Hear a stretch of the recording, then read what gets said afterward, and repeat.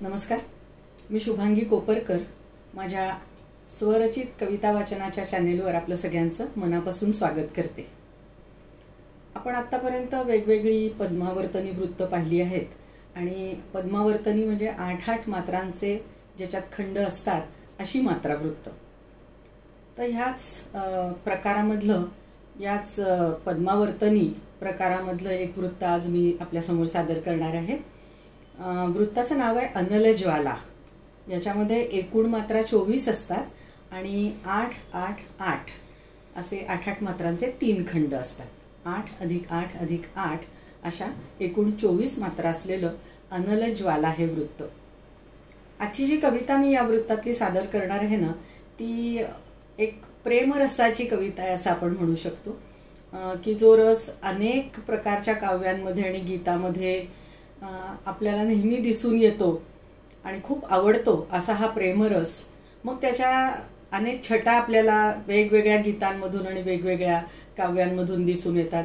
कधी प्रेमाची उत्कटता दिसते, तर कधी त्या प्रेमाच्या भेटीची खूप आतुरता असते, कधी एखाद्या भेटीची खूप गोड आठवण असते, तर कधी अनेक दिवसात भेट न झाल्यामुळे जाणवणारा विरह त्या काव्यातून येतो। पण हे सगळे प्रेमाच्या संबंधीचे वेगवेगळे विषय आपल्याला काव्यांमधून सतत समोर येत असतात। अशीच एक सुंदर भेटीच्या आठवणीची ही कविता मी आज सादर करते।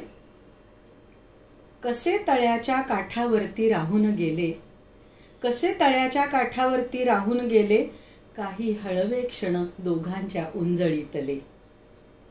मीच कशाला भान विसरली सारी सृष्टी, मीच कशाला भान विसरली सारी सृष्टी, क्षितिजावरती रंग प्रीतीचे काही उरले।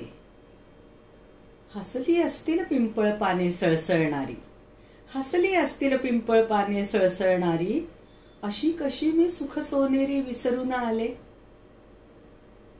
तिथे पाखरे जमली होती हितगुज करण्या, तिथे पाखरे जमली होती हितगुज करण्या, मधात भिजले शब्द त्यातले कुठे हरवले।